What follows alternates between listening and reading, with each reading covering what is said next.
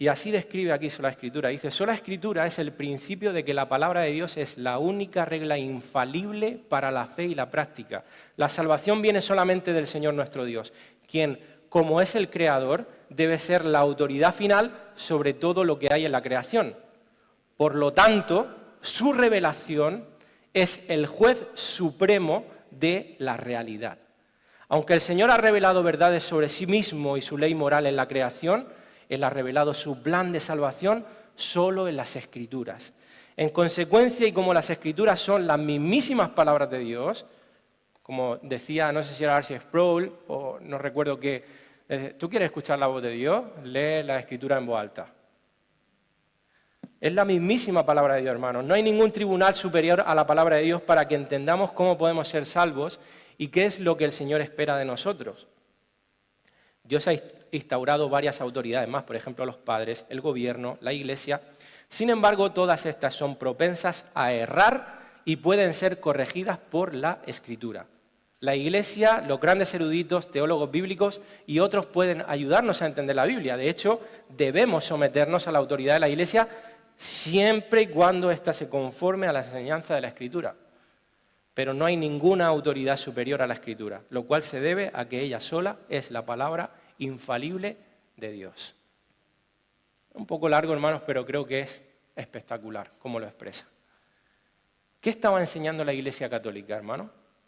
¿Por qué estas 5 solas? ¿Por qué la Reforma Protestante? ¿Qué estaba enseñando la Iglesia Católica y qué enseña hoy? Bueno, para ellos, la tradición de la Iglesia, el magisterio, la enseñanza de la Iglesia Católica estaba en el mismo nivel de inspiración que las Escrituras. Es decir, lo que ellos decían tenía la misma inspiración que luego en la práctica era mayor. O sea, ellos se acogían a su tradición y a sus enseñanzas por encima de las Escrituras, donde había controversia. Eso es decir, tengo carta blanca para enseñar lo que me dé la gana y para hacer lo que yo quiera, porque como yo soy la autoridad de Dios, puedo hacer lo que quiera. Y la gente ignorante hacía todo lo que la Iglesia Católica le enseñaba. Ese es el principio del desastre. Una vez que tú te has saltado la autoridad de la Escritura, estás abocado a la ruina, al desastre, a la muerte, a la perdición. Y le estás cerrando a muchos las puertas de la salvación.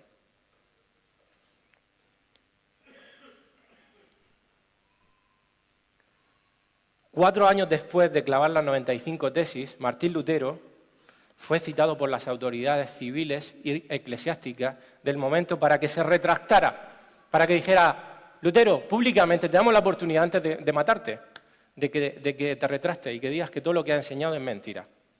Bueno, Lutero, cuando le dicen eso, dice, darme un día. Pero no porque dudara, sino porque dijo, voy a ver si lo que me estáis enseñando, porque como estáis todos en mi contra, a ver si todo lo que estáis diciendo vosotros, y yo me estoy equivocando. Bueno, al día siguiente es convocado de nuevo a la dieta de Worms, así se le conoce a ese encuentro que hubo, y aquí tenemos unas palabras espectaculares de Martín Lutero.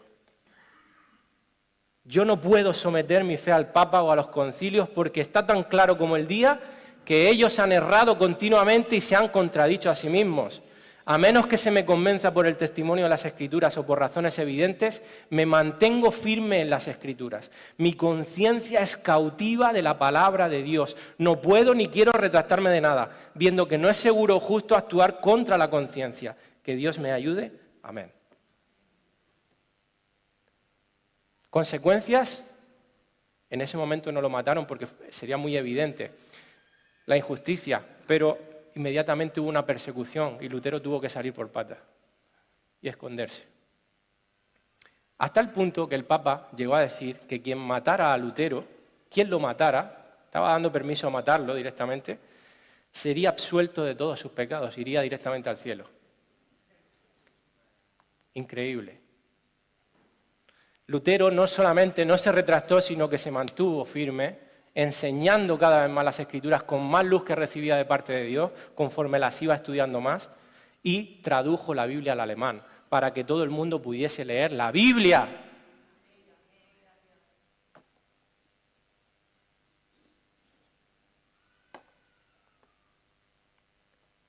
Cuando las Biblias empezaron a correr, hermanos, en alemán, en inglés, en francés, etcétera, en español.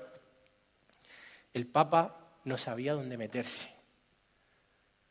Y llegó a decir otra barbaridad. Dijo, si alguno en algún momento ha tenido una Biblia en su idioma en sus manos, está condenado al infierno. Y si alguno la posee ya, ni te cuento. No tenía ninguna posibilidad de que fuera absuelto de sus pecados. O sea, ya está.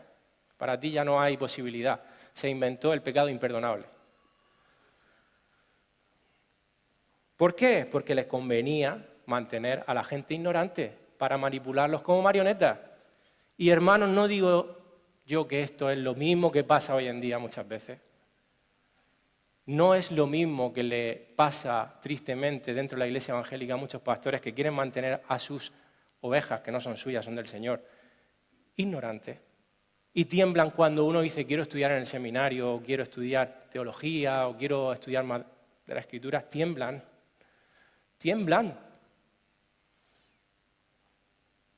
Porque esas personas van a ir y le van a decir, oye, esto que estás haciendo está mal, y esto que estás enseñando está mal. Y eso no nos gusta.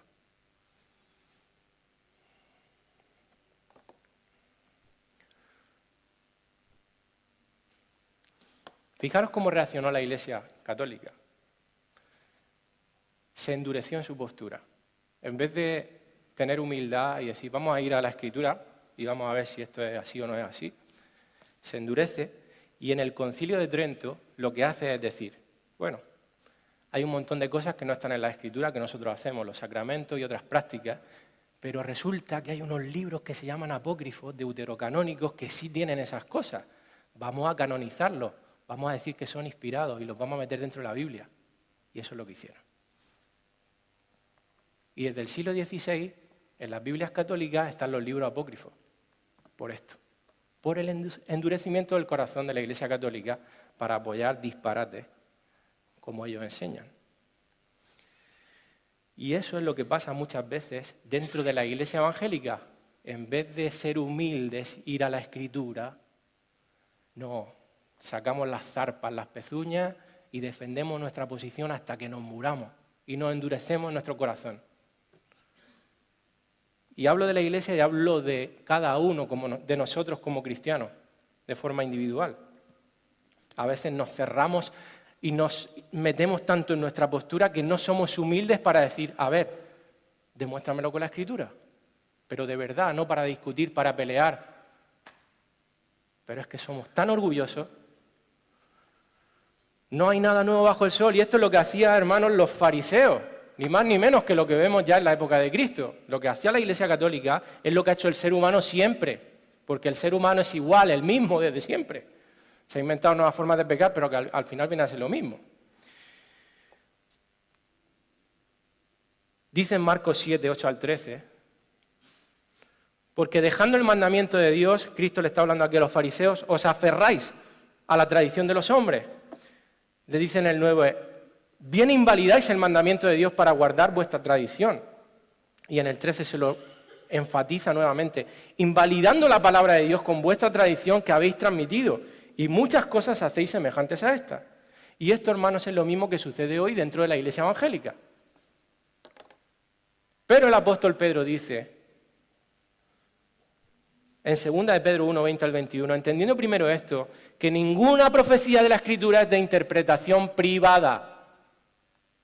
La Escritura interpreta a la propia Escritura, hermano. Nosotros no podemos inventarnos nada. Lo que Dios ha dicho es lo que es y punto. Porque nunca la profecía fue traída por voluntad humana, sino que los santos hombres de Dios hablaron siendo inspirados por el Espíritu Santo.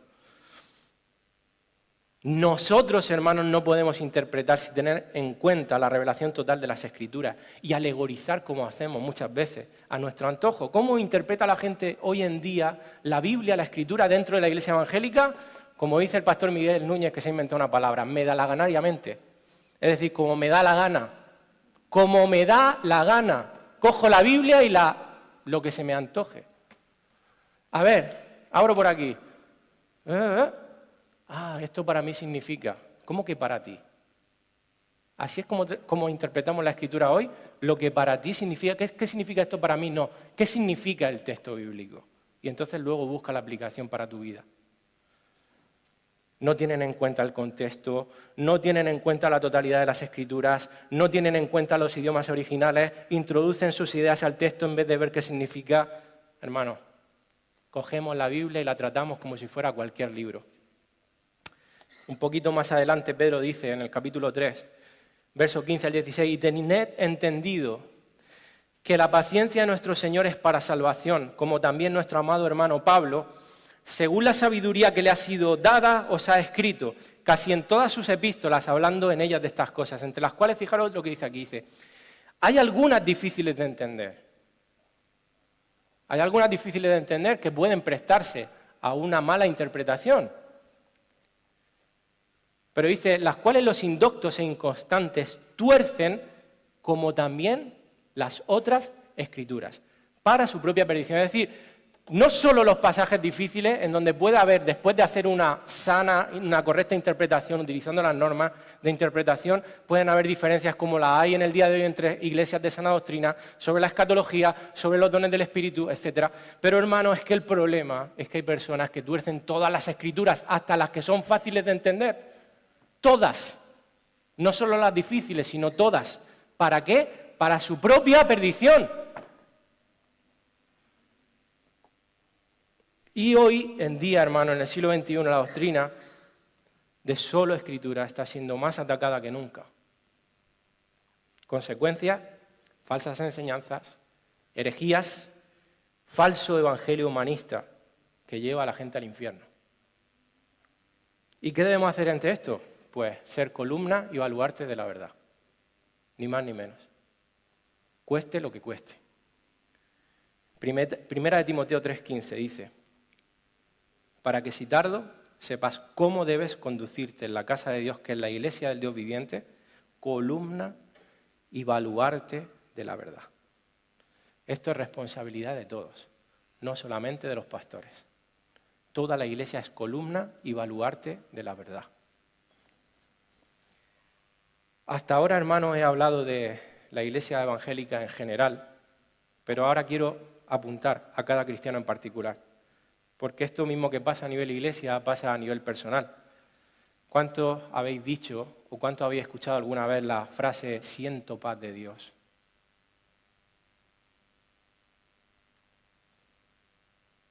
Siento paz de Dios.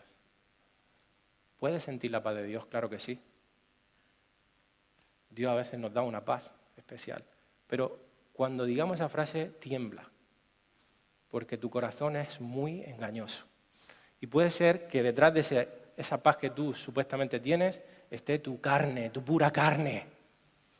Tu pura carne. Porque la tendencia natural y carnal de cada cristiano es a ponerse por encima de las Escrituras. Esa es la tendencia del corazón caído del ser humano. Creerme que yo estoy por encima de Dios, que mi opinión está por encima de Dios. Mira, hay un texto en la Escritura que a veces pasa desapercibido esto, que es esa conversación que tiene Jesús con sus discípulos, donde le pregunta, ¿quiénes dice la gente que soy yo?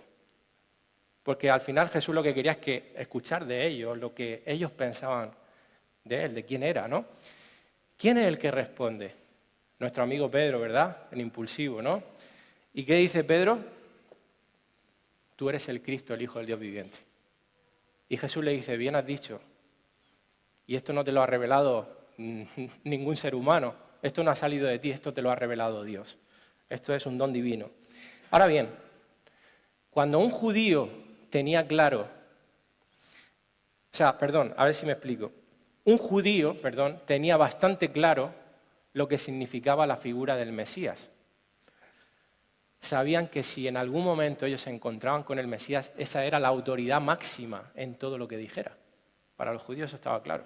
Otra cosa es que no se estaban dando cuenta de quién era Jesucristo.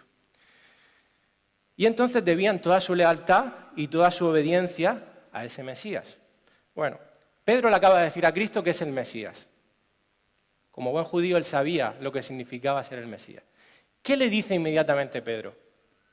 Después, Jesús empieza a decirle que tiene que morir en la cruz, que tiene que partir de esta tierra, etc. Y entonces en Marcos 8:31 al 33, vaya lío llevo aquí, me lo he saltado, bueno, lo leo. En Marcos 8:31 al 33 dice, y comenzó a enseñarles que le era necesario al Hijo del Hombre padecer mucho, ser desechado por los ancianos, por los principales sacerdotes y por los escribas, y ser muerto, y resucitar después de 3 días. Esto les decía claramente. Entonces Pedro le tomó aparte a Jesús y comenzó ¿a qué? A reconvenirle, a convencerle, no, Jesús te está equivocando, a darle consejos a Jesús. Y entonces Cristo, volviéndose y mirando a los discípulos que hizo, reprendió a Pedro, diciendo, quítate de delante de mí, Satanás, porque no pones la mira en las cosas de Dios, sino en las de los hombres. Y pregunto yo, hermanos, ¿no es exactamente esto lo que hacemos nosotros muchas veces?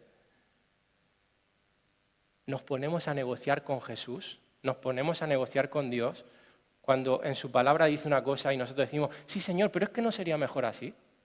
Es que yo creo que esto, yo opino, que no se trata de lo que tú creas, ni de lo que tú opines, ni de lo que tú pienses, se trata de lo que dice la Escritura. Punto, pelota. Ya está. Pero muchas veces actuamos como Pedro.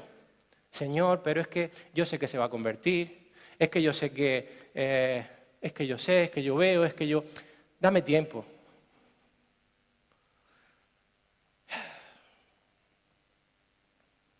El Espíritu Santo, hermanos, a veces nos muestra en nuestro corazón, nos da impulsos, indicaciones, pero siempre se rige a la Escritura. Si tú sientes un impulso, una indicación o una paz que está fuera de lo que revela la Escritura, hermano, entonces vas camino al desastre, a la perdición. La obra del Espíritu Santo en la experiencia personal,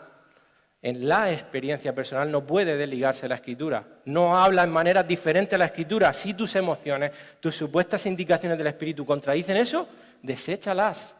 Deséchalas, es tu carne, no es el Espíritu. Lutero decía, colocar tu opinión por encima de la Biblia es levantarte a ti por encima de Dios mismo. El colmo de la soberbia del ser humano.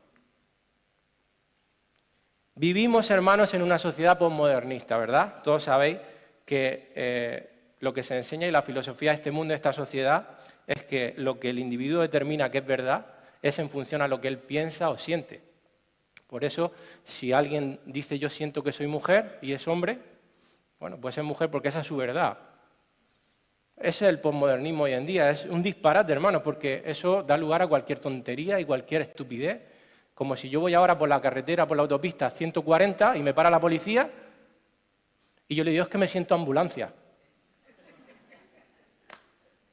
Pues sí, como se están poniendo las leyes, hermanos, vamos a llegar a eso. De verdad, me siento ambulancia. Por lo tanto, tengo permiso para ir a 140 y 160. Ay, Señor. No esto es lo que hacen muchos cristianos. Siento que Dios me llama al pastorado y ni siquiera sabe los requisitos del pastorado. Siento que las mujeres pueden y deben predicar y pastorear como los hombres, etcétera, etcétera. Podría poner tantos ejemplos, la lista sería larguísima. Que no se trata de lo que sentamos, que no se trata de lo que tú creas, que no se trata de lo que tú opines, se trata de lo que dice la Escritura. Ella es la autoridad máxima y tú le debes lealtad a esta autoridad máxima. A ver ahora sí. Ahí está. Se ha portado bien. Segunda de Timoteo 3, 16 al 17. Quiero rápidamente ver unas verdades acerca de sola Escritura.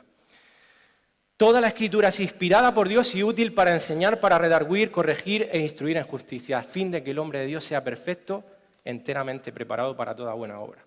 Eso es lo primero, hermano. La Escritura toda es inspirada por Dios, de principio a fin y en cada palabra. A esto se le llama inspiración verbal plenaria. Es decir, que toda la Escritura, de principio a fin, cada palabra, fue inspirada por Dios. Por eso es tan importante que vayamos a los textos bíblicos originales.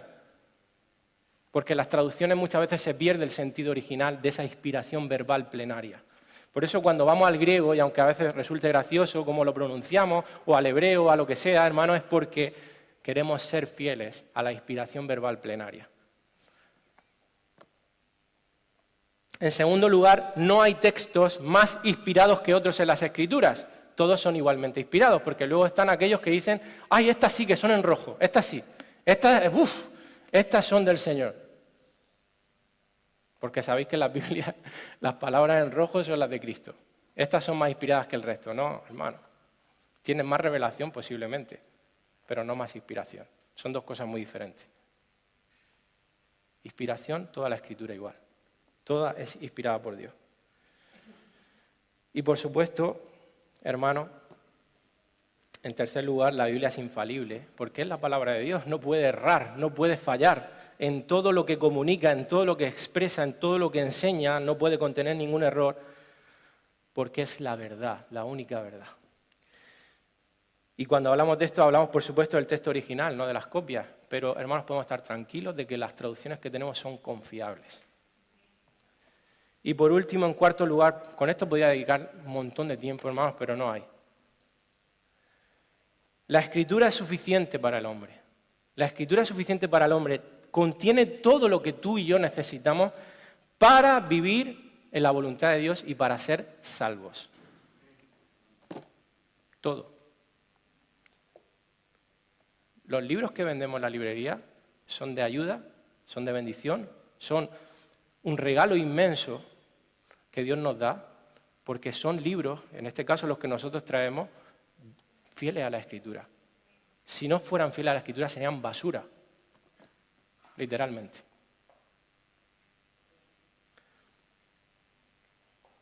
Dice Wayne Grudem, las Escrituras contienen todas las palabras de Dios que Él quería que su pueblo tuviera en cada etapa de la historia de la redención y que ahora contiene todo lo que necesitamos que Dios nos diga para la salvación, para confiar en Él perfectamente y para obedecerle perfectamente. Amén y amén. Y ahora, terminando con esta primera sola escritura, las otras van a ser mucho más breves, no os asustéis. ¿Qué valor le estamos dando a las escrituras? ¿Creemos que ellas son realmente la mismísima palabra de Dios, como si Él nos estuviera hablando con voz audible? ¿Creemos que ellas son la autoridad máxima? ¿Realmente vivimos bajo el principio de sola escritura? Y ahora, de forma práctica, piensa, ¿es la Biblia tu máxima autoridad en lo concerniente a cómo estás siendo esposo? ¿A cómo estás siendo esposa? ¿A cómo estás siendo el padre o madre de tus hijos? ¿A cómo te conduces en tu trabajo? ¿A cómo manejas tus finanzas? ¿A cómo te manejas en la iglesia? ¿A cómo reaccionas ante las ofensas de tus hermanos? ¿Ante la enfermedad? ¿Ante el sufrimiento? ¿A cómo manejas tu tiempo? ¿Es la Biblia tu máxima autoridad en todo eso? ¿Vives bajo el principio de sola escritura en cada área de tu vida? ¿O haces lo que te da la gana? Lo que me conviene.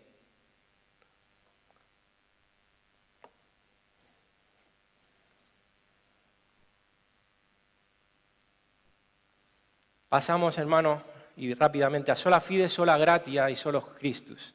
Bueno, si tú le preguntas a los católicos qué es lo que ellos piensan, lo que pensaban y lo que piensan a día de hoy, tú le dices, la salvación es por gracia, y te va a decir, sí. Habla con un católico, ya verás. Y es por fe, y te va a decir, por supuesto. Y es por Cristo, claro. Ahora bien, el problema, hermanos, es que la Iglesia Católica tiene un concepto de gracia, de fe y de Cristo diferente al que enseña la Biblia. Y ahí está el gran problema. La Iglesia Católica en los tiempos de la Reforma y de la actualidad creen que la fe no es una confianza en la persona de Cristo y en la obra de Cristo, sino que la fe descansa en la Iglesia.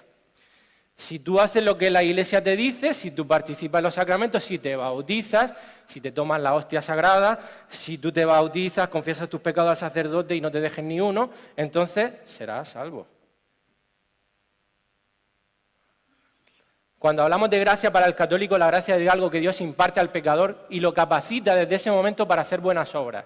Y esas obras, si tú las pones en práctica, entonces vas a ser salvo, en la medida que tú las pones en práctica. Eso no es gracia. Eso es a lo que nosotros le llamamos el Espíritu Santo residiendo en nuestra vida y ayudándonos a santificarnos. Pero es que ellos tergiversan y dicen, la gracia es eso que te capacita para que tú ahora puedas ser bueno. Y entonces, si eres bueno, serás salvo. Eso no es gracia, hermano. Esos son méritos humanos. Cuando hablamos de solo Cristo para los católicos, ellos difieren porque, ellos sí creen que Cristo está involucrado en nuestra salvación, pero que no es solamente por Él que somos salvos, sino por Cristo más los sacramentos.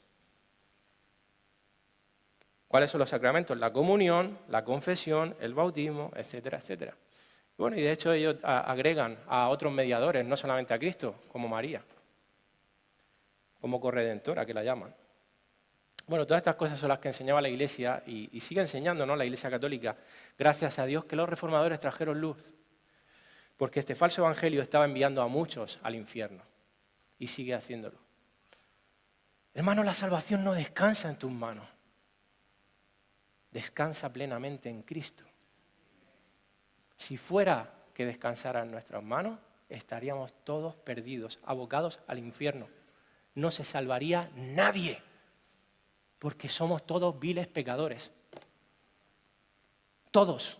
Si ahora mismo, hermanos, se pasara por esta pantalla la cantidad de cosas que pensamos, aquí no venía nadie más. Nos moriríamos de vergüenza, hermano, porque somos pecadores, pero salvos por gracia. Estas tres solas van de la mano: sola fe, sola gracia, solo en Cristo. Sola fide es, en la sola fe estamos enfatizando, hermanos, que la fe es el único instrumento por el que nos aferramos a Cristo y a todos sus beneficios. Aunque nosotros ejercemos la fe, no es una obra que nos haga merecer la salvación, ni tampoco recibimos la salvación como un premio por tener fe. La salvación viene por Cristo solo, y la fe sola es la manera en que accedemos al Salvador. Es descansar plenamente en Cristo, poner toda nuestra confianza en su persona y obra y recibirlo como Señor. Y la fe, por supuesto, salvadora, va a producir inevitablemente frutos en nosotros. Por eso dice: por sus frutos los conoceréis. Porque si no da fruto ese árbol, es posiblemente porque nunca ha habido una fe salvadora.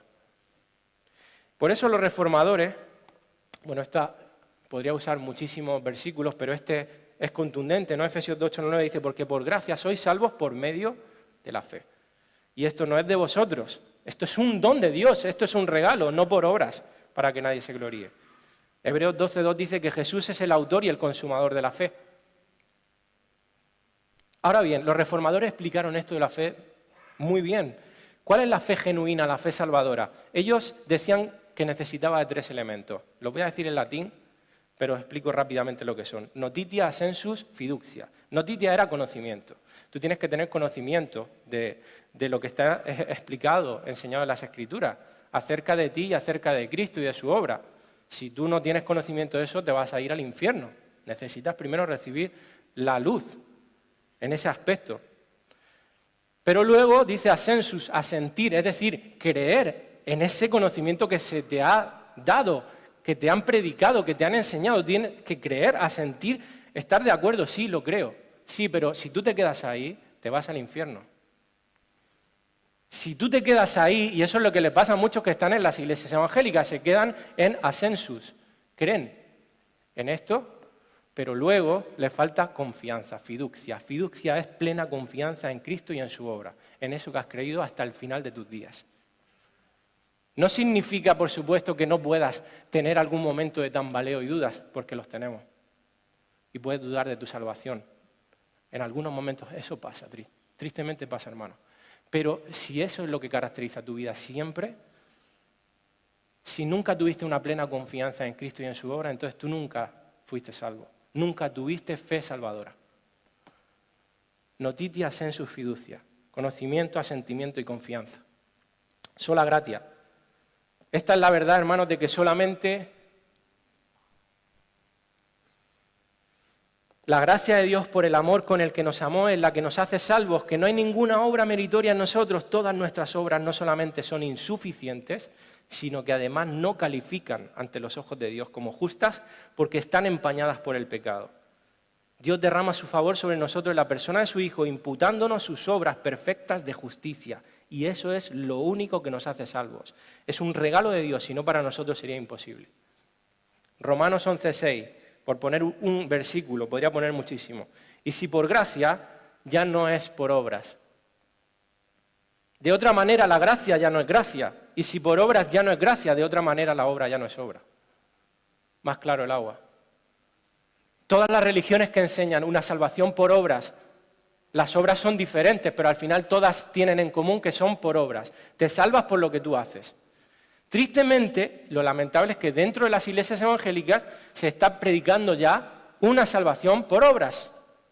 De hecho, el otro día, cuando tuvimos el congreso con Moisés Peinado, unas personas que no son de esta congregación, no son de Cartagena, nos vinieron a visitar. Se están congregando en una iglesia X y me dijeron, hermanos, precisamente esto, que están predicando evangelio de Dios. Yo le digo, pero ¿vosotros por qué sois salvos? ¿Por qué creéis que sois salvos? Me asusté, hermano, porque están predicando la salvación por obra. Una iglesia evangélica. Y hermanos, algunos es que hasta lo hacen incluso sin darse cuenta, en la ignorancia, incluso sin saberlo, por dos argumentos. Uno, porque piensan que el factor determinante en la salvación es la voluntad humana. Yo decido, porque soy más inteligente, porque tengo un corazón más sensible, por lo que sea. Mira, uno de las personas dentro de la historia de la Iglesia que dio lugar a lo que luego se conoció como pentecostalismo, y no tengo ánimo de atacar a ninguna denominación, pero es para que tengáis un poco de conciencia de esto que voy a decir. Charles Finney, al final de sus días, llegó a decir que lo más importante en el evangelismo es la estrategia que usemos para ganar las almas. ¡Oh! O sea que la salvación de las almas depende de tu esfuerzo, de la táctica que tú uses, de lo ingenioso que tú seas para ganar a esa alma. Depende completamente de Dios, del Espíritu de Dios que traiga luz a esa vida. Hermano, la simple palabra de Dios ya tiene poder, no hace falta inventarse tonterías, ni luces, ni historias, ni nada. Hermanos, predica la palabra, ya está. No te calientes la cabeza, porque lo que convence a las personas es el Espíritu de Dios. Bueno, ¿cómo entiende uno esa postura? Porque obviamente está teniendo una mala teología de que el factor determinante es la persona. Hay que convencer a la persona, hay que persuadirlo. Que se lo digan a Pablo cuando le hablaba, a Agripa. Y le dice, casi me persuade. ¿Por qué no lo persuadió? ¿Por qué no se trata de lo que él hiciera? Se trata de que recibiera luz de parte del Espíritu de Dios. Y entonces, hermanos, cuando tú predicas que lo importante, no, dicen en su razonamiento, en la salvación todo lo hace Dios, que hay de mi voluntad, no soy yo quien decide seguir a Cristo, ¿no? Consideran que el factor determinante de la salvación es la voluntad humana y no la gracia divina. Hermanos, no es así. Si fuera por la decisión en tu mérito, en tu esfuerzo que tú has tenido, ya es por obras. Te puedes dar un golpe en el pecho, es que yo he sido más inteligente. Es que yo tengo un mejor corazón que mi vecino. No, es que Dios te ha visitado con su gracia. Pero en segundo lugar, de forma inconsciente e ignorante, porque hermanos, yo creo que cuando se enseña esto, nosotros estuvimos ahí, cuando enseñábamos que la salvación se pierde. Cuando alguien predica eso, yo entiendo, como nosotros lo hacíamos, que lo hace de una genuina preocupación y amor a la iglesia, a los rebaños, por amor y temor a que las almas se pierdan, pero detrás de ese amor genuino hay un gran peligro. Si la salvación se pierde, estás diciendo que tu salvación es por obras. Déjame que te lo puedo enseñar con muchos versículos, y de esto hemos hablado ya en la iglesia, lo hemos enseñado anteriormente, pero te lo voy a hacer con un razonamiento muy sencillo. Si tu salvación se pierde es porque tú la puedes perder, o sea, la culpa es tuya. ¿Verdad? Porque tú haces deméritos. Demérito es no méritos. ¿Vale? Tú haces cosas que no se merecen la salvación. Haces o dejas de hacer cosas que provocan que tú pierdas tu salvación. ¿Vale? De la misma manera, para tú recuperar tu salvación tienes que hacer ciertas cosas, ciertas obras, para mantenerla. ¿Cómo se llama eso, hermano? Salvación por obra. Salvación por méritos. La salvación depende desde el principio hasta el final de Cristo, no de lo que tú hagas. Tus obras no van a determinar nunca si eres salvo o no. Es la gracia de Dios y la fe salvadora en tu vida. Tristemente, dentro de la iglesia evangélica se predica salvación por obra, aun cuando se hace con ignorancia. Jonathan Edwards dijo, en base a nuestra obra y mérito, cuando veo dentro de mi corazón y percibo su infinita maldad, creo que es un abismo más profundo que el infierno. Cuando oro, peco. Cuando predico, peco. Tengo que arrepentirme de mi arrepentimiento y mis lágrimas necesitan lavarse en la sangre de Cristo. Bueno, si fuera por nuestra obra, madre mía. Solus Christus, ya me queda muy poco, hermano. No sé ni cuánto tiempo llevo, lo siento. Dios nos salva únicamente mediante la persona y la obra de Cristo, quien es el único camino a Dios. Solamente Cristo, como verdaderamente hombre y verdaderamente Dios, es capaz de salvar al ser humano y ser el sacrificio perfecto y requerido. Fuera de Él estamos sin esperanza en este mundo. Y añadir cualquier cosa como requisito para la salvación significaría que el Señor nuestro Dios no es suficiente para ser nuestro Salvador. Dijo Juan 14:6, Jesús: yo soy el camino y la verdad y la vida. Nadie viene al Padre sino por mí. El único Salvador y el único mediador es Cristo nuestro Señor. Y en Hechos 4:12 dicen, ningún otro hay salvación porque no hay otro nombre bajo el cielo dado a los hombres en el cual podamos ser salvos.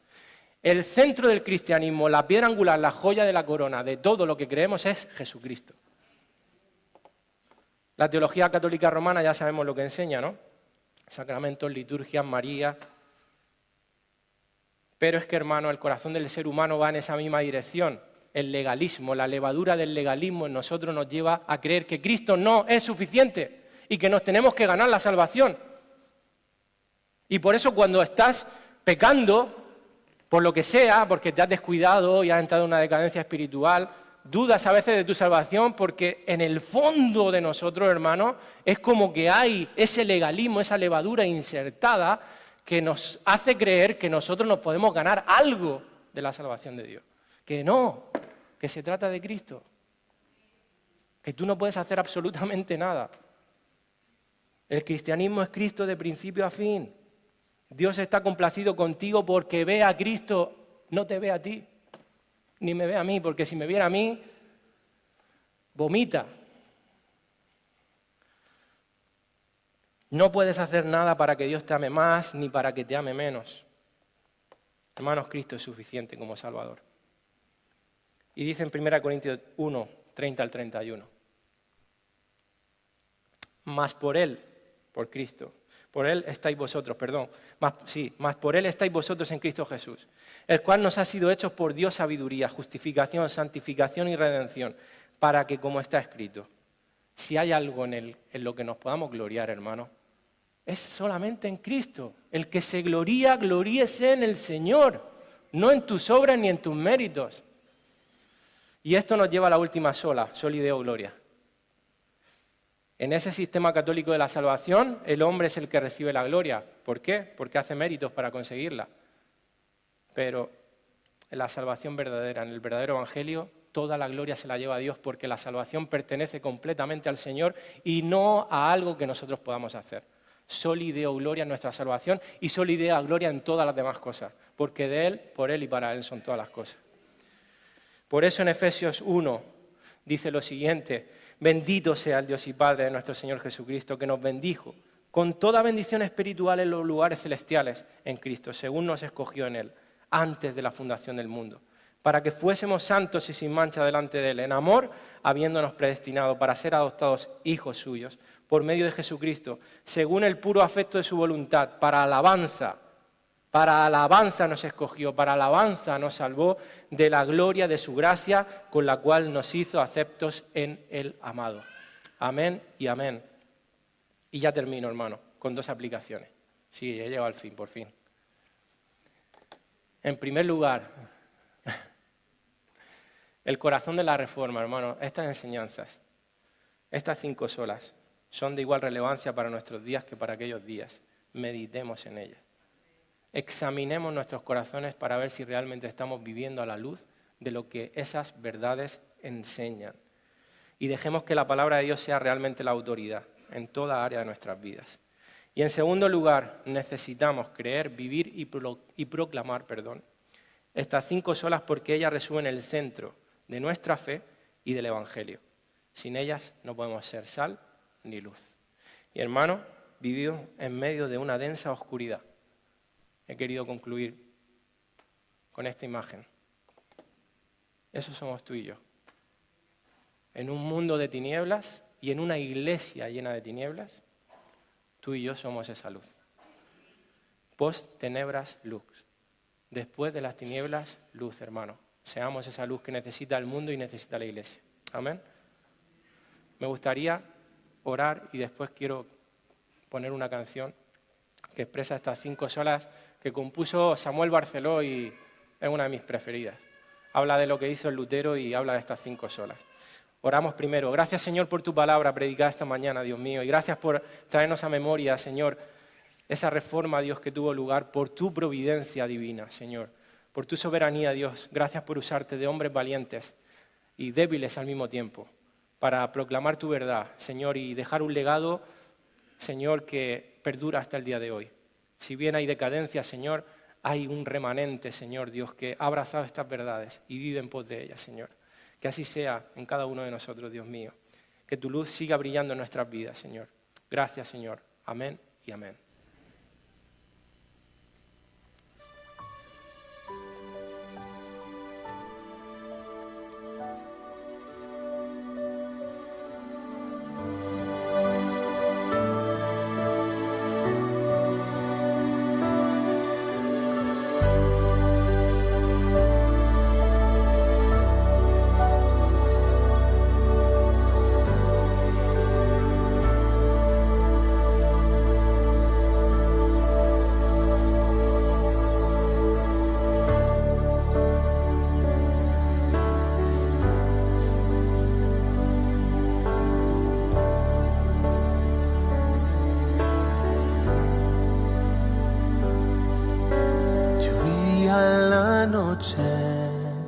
Y un rayo cayó, de miedo aquel joven al cielo imploró: sálvame la vida, si aún sigues ahí, te entrego mis días, viviré por ti.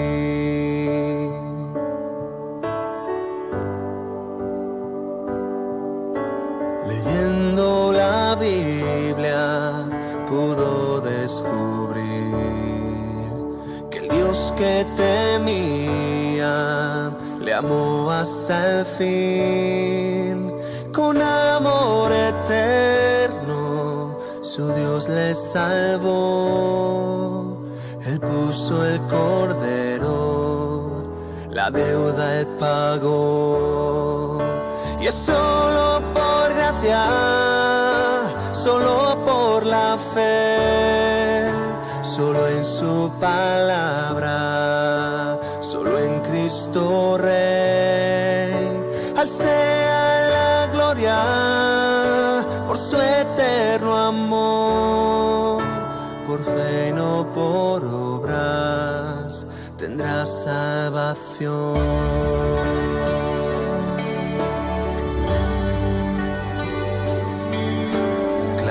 En una puerta lo que escribió contra indulgencias, contra la opresión.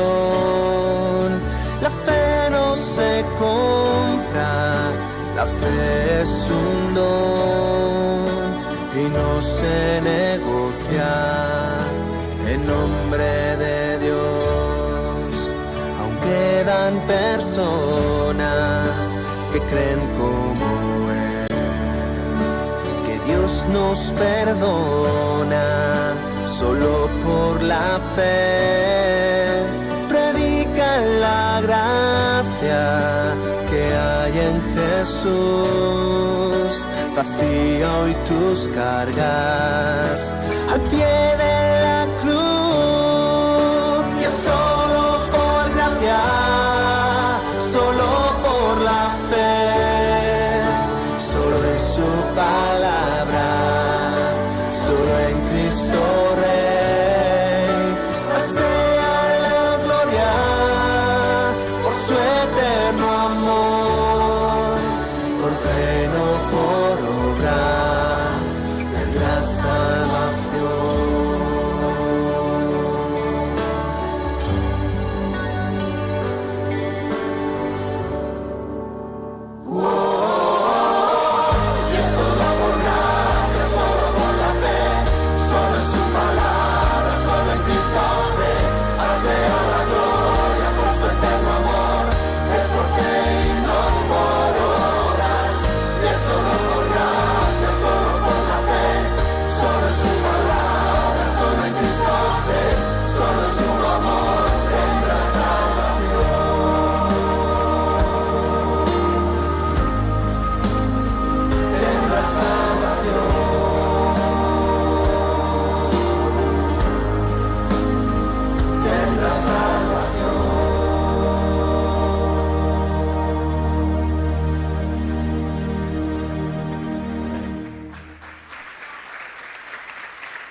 Amén. Que el Señor os bendiga, hermano. Nos vemos la próxima semana.